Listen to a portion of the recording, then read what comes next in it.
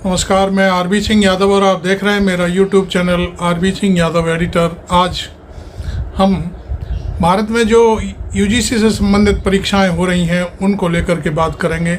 अभी कुछ दिन पहले नीट की परीक्षा रद्द कर दी गई और चूँकि नीट के पेपर लीक हो गए थे और एक जगह नहीं कई जगहों पर नीट परीक्षा के जो पेपर थे लीक पाए गए।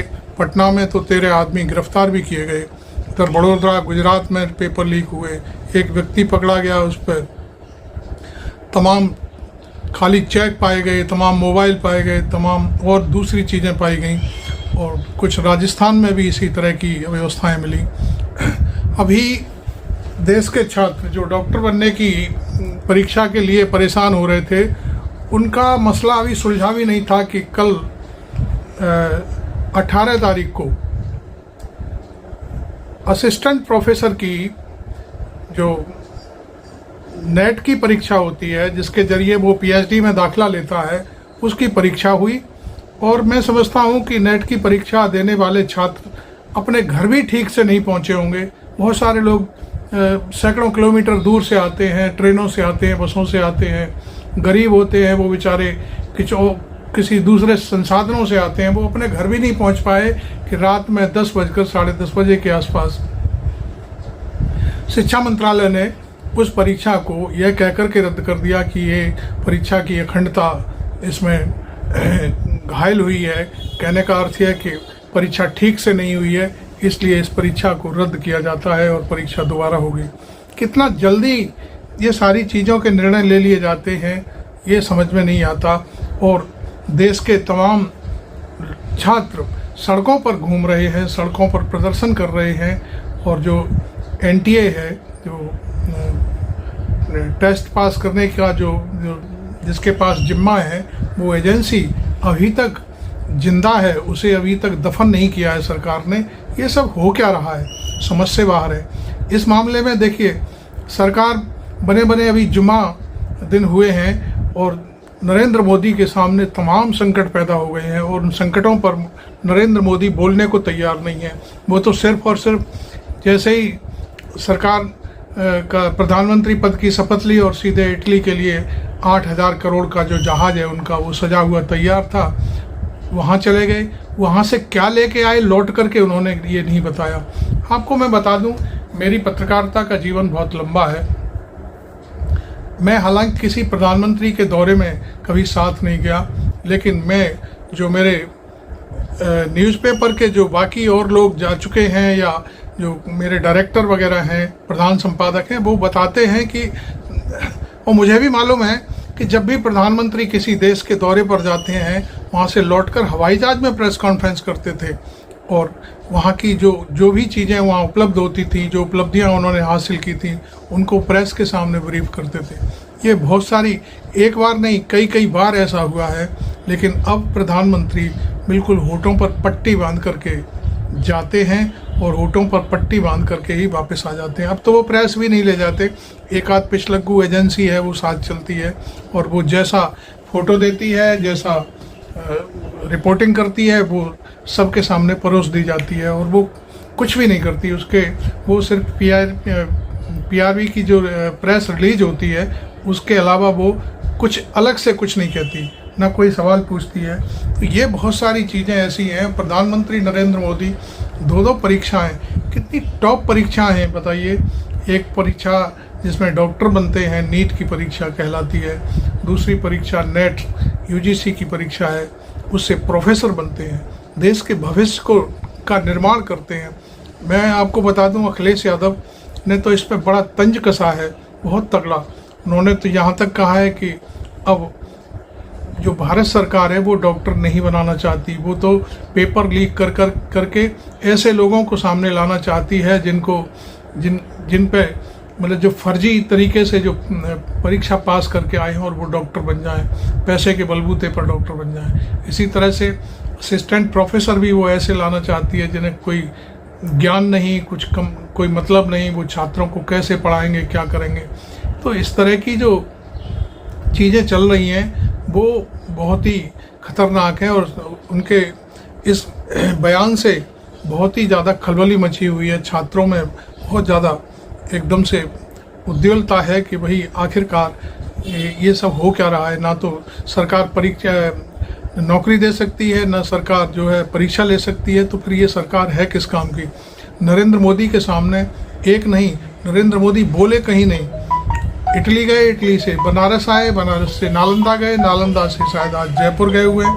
तो ये सारी चीज़ें हो रही हैं, ये समझ से परे हैं। और जबकि जहाँ जहाँ नरेंद्र मोदी जा रहे हैं वहाँ की मैं स्थिति बता दूँ आपको। इटली में उन्हें कुछ मिला नहीं। बनारस में जो एक वीडियो आ रहा है वो उनके लिए बहुत खतरनाक है।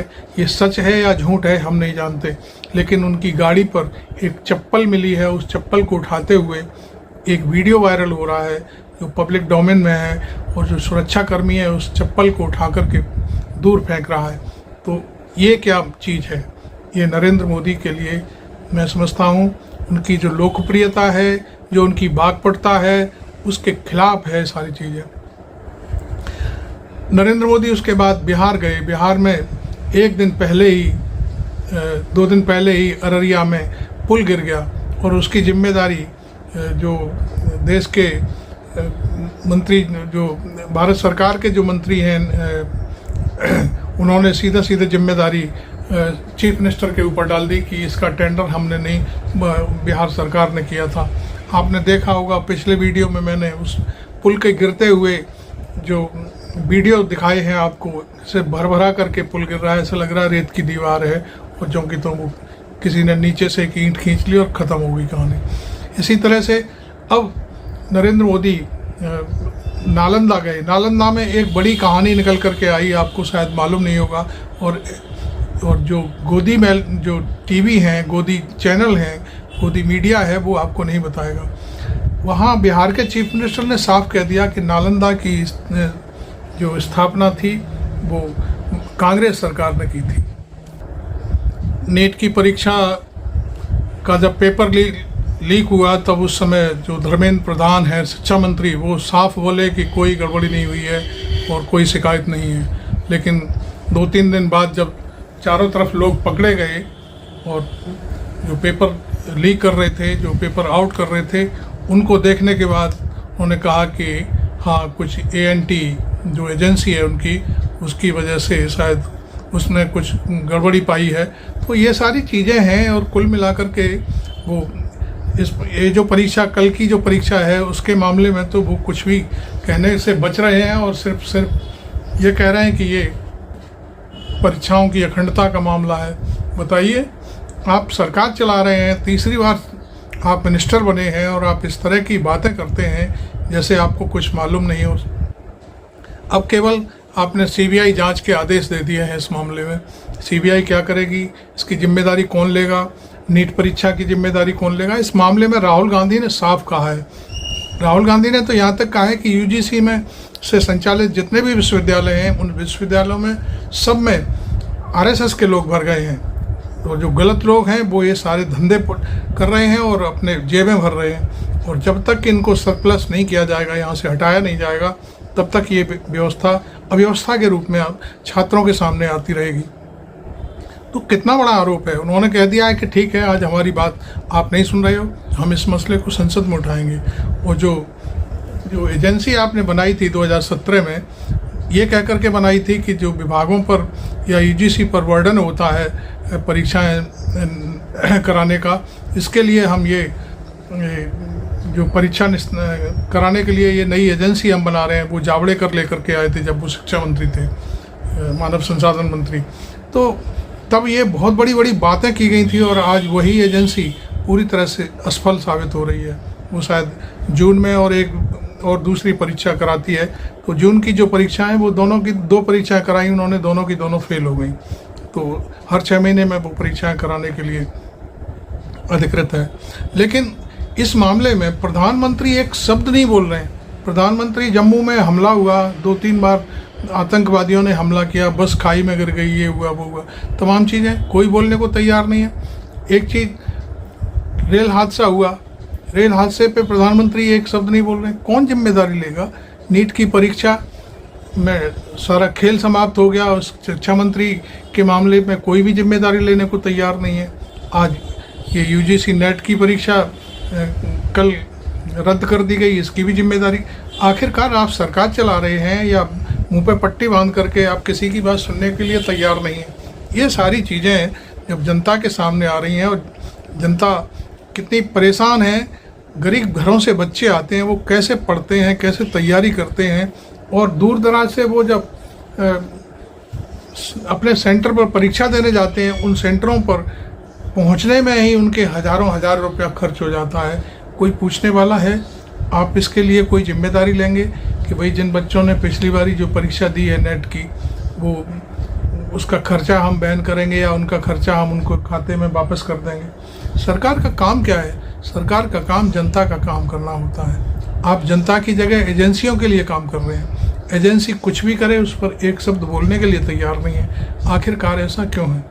तो ये सारी चीज़ें बहुत एक जो ठेकेदारी व्यवस्था आपने बना रखी है, ये ठेकेदारी व्यवस्था अब मैं समझता हूँ राहुल गांधी अखिलेश यादव की जोड़ी है, और अब प्रियंका भी शायद संसद में आने वाली हैं। अगला चुनाव जैसे ही संपन्न होता है वायनाड का, तो फिर आपको लेने के देने पड़ने वाले हैं निश्चित तौर पर। ये सारी चीज़ें चारों तरफ से घेराबंदी होगी और संसद में आपको इन सब चीज़ों के जवाब देने होंगे।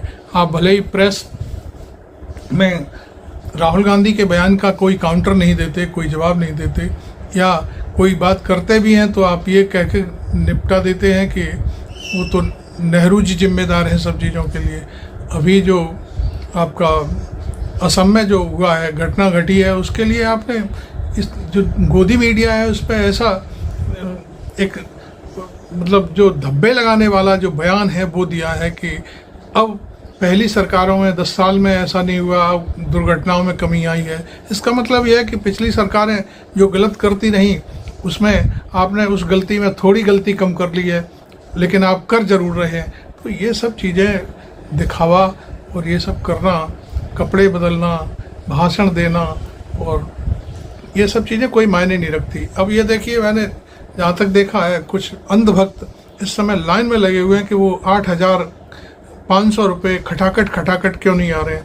अरे भाई, देश में आपकी भी तो सरकारें हैं, आप क्या दे रहे हैं? आपने 15 लाख की बात करी थी, 15 लाख कहाँ हैं? आप अपने 15 लाख के लिए खटाखट नहीं करेंगे, लेकिन कर्नाटक में कुछ फर्जी महिलाओं को खड़ा करके और बात करते हैं कि वहाँ पे लू लग गई और ये हो गया वो हो गया, और आयुष्मान कार्ड से जो है इलाज हो रहा है उनका। इस तरह की पेशबंदी पाड़बंदी करके आप ये सोचते हो कि हम निकल जाएंगे। नीट की परीक्षा और ये नेट की परीक्षा जो असफलतापूर्वक जो खारिज हुई हैं, इनको जो है आप उस पर लीपापोती करने की कोशिश कर रहे हैं। ऐसा नहीं है। लाखों छात्र, मैं समझता हूँ 23 लाख के आसपास छात्र नीट में जो डॉक्टर बनने की परीक्षा दे रहे थे, 9.5 लाख के आसपास छात्र नेट की परीक्षा दे रहे थे जो असिस्टेंट प्रोफेसर बनने के लिए पीएचडी में जाने के लिए एक उन्होंने परीक्षा दी थी। और आपके लिए ये 32-33 लाख बच्चे कुछ भी नहीं है। 32-33 लाख बच्चों के मायने आप समझते हैं? इनके यदि मल्टीप्लाई 5 या 6 मेंबर भी कर लिए जाएं तो कितना निकल के आता है? मैं समझता हूँ ये 3 करोड़ 4 करोड़ के आसपास लोग जो परिवार हैं, परिवार तो 32 लाख हुए, लेकिन जो लोग हैं जो प्रभावित हो रहे हैं, उनके परिवार, उनकी जो ठेस पहुंची है उसका क्या आप कभी बात नहीं करते। महंगाई पर आप कभी बात नहीं करते, बेरोजगारी पर आप कभी बात नहीं करते। आप सिर्फ और सिर्फ अपनी जो गलतियां हैं उन्हें पिछली सरकारों से तुलना करके उसे झटका देने की कोशिश की है करते हैं। ठीक है भाई, उन्होंने जो किया, आप सरकार में आ गए, वो उसका भोग रहे हैं, लेकिन आप ऐसा ही करेंगे? भारतीय जनता पार्टी तो ऐसी नहीं थी, उसको तो नैतिक सिद्धांत और जाने क्या क्या तमाम चीज़ें सामने ला के रखती थी। और आज वही सरकार, मैं ज़्यादा कुछ नहीं कहूँगा, आपके बड़बोलेपन की वजह से अयोध्या जैसी सीट हार गए, और वाराणसी जैसी सीट में जहाँ 5 लाख 4 लाख वोटों से आप जीता करते थे, वहाँ 1.5 लाख वोटल्ली रह गई आपके खाते में। और तो और अभी पिछले गदौलिया में आपकी जीप पर चप्पल फेंकी किसी ने। ये कहानी मैं समझता हूँ वो ये आपके लिए अच्छा नहीं है। आप कब तक चुप रहेंगे? इसलिए मैं भारतीय जनता पार्टी और आरएसएस के जो अच्छे लोग हैं, मैं उनसे कहूँगा कि भैया अपनी अपने प्रधानमंत्री को वापस लो और किसी अच्छे सक्षम व्यक्ति को प्रधानमंत्री पद के लिए आगे करो। हालांकि मेरा सुझाव कौन मानेगा, हो सकता है मेरी खिल्ली उड़ाएं कि आप अदना से पत्रकार, आप इस तरह की बातें कर रहे हैं। खैर, आपने मेरा चैनल अभी तक सब्सक्राइब नहीं किया है तो ज़रूर कर लें, और इसी तरह के वीडियो देखने के लिए मुझे फॉलो करते रहें। मेरे जो वीडियो में बनाता हूं उनको लाइक ज़रूर करते रहें। Thank you very much. मैं आरबी सिंह यादव।